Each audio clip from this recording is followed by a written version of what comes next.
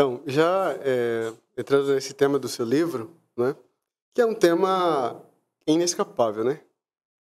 Inclusive tem um filósofo contemporâneo, Albert Camus, que ele dizia que a questão da morte é a mais importante, né? Se vale a pena viver ou não. E os medievais, né, tinham também toda uma vida não com uma preocupação obsessiva em relação à morte, mas colocando a morte como um divisor importante, né? Você não pode renunciar, por mais incômoda que seja, porque a vida começa depois, a vida, digamos, para valer, né? Se a gente fizer uma comparação de 90 anos aqui e uma eternidade depois, né, a balança pesa mais para lá. Eu queria perguntar, já dando a ocasião do senhor responder, a sua posição, porque todo mundo pensa na morte, todo mundo vê alguém morrendo, né, e cedo ou tarde a gente para se preocupar, né? O que acontecerá depois? A pessoa fica na inconsciência, a pessoa fica vagando, puxando a perna do povo, a pessoa reencarna, a pessoa é logo julgada e vai para o céu ou para o inferno, ou a pessoa fica, como o senhor já adiantou na resposta anterior, num estado, num lugar intermediário? Ok. Essa pergunta também me motivou. Pensar sobre a morte reflete um pouco na nossa vida aqui na Terra. Quando a gente não pensa sobre a morte, que um dia a gente vai partir, né? Então às vezes a gente não pensa também no viver de uma forma a agradar a Deus. Quando a gente pensa sobre a morte é importante porque a gente, eu tenho tanto tempo de vida, o que é que eu vou fazer nesse período? Né? Então, as pessoas têm uma dificuldade de entender o que está fazendo aqui, na Terra.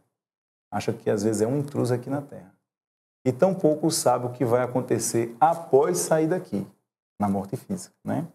Então, esse livro, na realidade, ele vai tratar desse período intermediário entre a morte e a ressurreição, porque a Bíblia fala da ressurreição, né, dos que morreram. Que morreram um dia, eles vão ressuscitar. Mas a Bíblia não fala sobre reencarnação. A palavra reencarnação ela difere porque a ressurreição o indivíduo, a alma do indivíduo, a parte imaterial do indivíduo, voltar ao mesmo corpo. Aí seria a ressurreição. A reencarnação já é um processo um pouquinho diferente. O espírito ou a alma, a parte imaterial do indivíduo, ela vai retornar à vida em outro corpo, né? Então, essa obra ela vai tratar sobre a ressurreição. Ela não vai polemizar a respeito de ressurreição e reencarnação, mas ela vai analisar, porque é da seguinte forma, deixa eu tentar tornar a coisa mais simples. O que acontece é o seguinte, nós vamos ter um grupo de mortalistas ou aniquilacionistas, eles acreditam que o homem, quando morre, a parte imaterial do homem, ela fica ou dormindo ou ela é extinta. Tá? Então, nós vamos ter vários grupos que acreditam nisso. A nossa crença é a crença majoritária.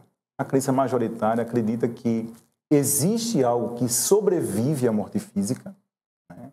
O homem ele não é apenas um ser radical, como diz o monismo. O monismo acredita que o indivíduo é um ser radical. Ele morreu tudo, morreu a alma, morreu o espírito, né?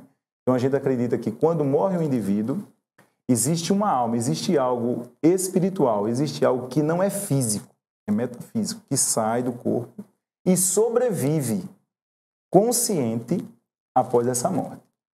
E esse algo que nós podemos denominar de espírito, é a posição dicotomista vai chamar de espírito ou de alma, vai dizer que é a mesma coisa. A tricotomista vai dizer que alma e espírito é diferente, mas não se separa, mas é tudo a mesma coisa. Então nós temos uma parte imaterial que sai do homem, né? Se essa parte imaterial ela está consciente ou não, é o que debate o livro. E nós acreditamos que existe algo que sai do homem, e esse algo que sai do homem está consciente nesse intervalo entre a morte e a ressurreição, né? Só que não está na ideia espírita, né, que fica vagando, entendeu? Vagando por um lado, não. Ele a partir do momento que o indivíduo morre, essa parte imaterial do homem, ela vai para um local aguardar a ressurreição. Saberia se esse local é aqui na Terra ou... Não, esse local, na realidade, a obra, ela não... Até logo na introdução eu digo, eu não vou trabalhar em relação ao local, só em relação à consciência ou não. Certo. Mas esse local, ele é conhecido como Hades, que é uma palavra, ou Hades, né, que é uma palavra no grego, e no hebraico é Sheol, né? Então, esse local, Sheol em si, a obra não trata. A obra dá uma pincelada, mas ela não vai falar de como é esse local em si, o que se procede. Ela tem que tocar nesse ponto de relance ali, porque na realidade tem que falar da alma em sua consciência nesse local.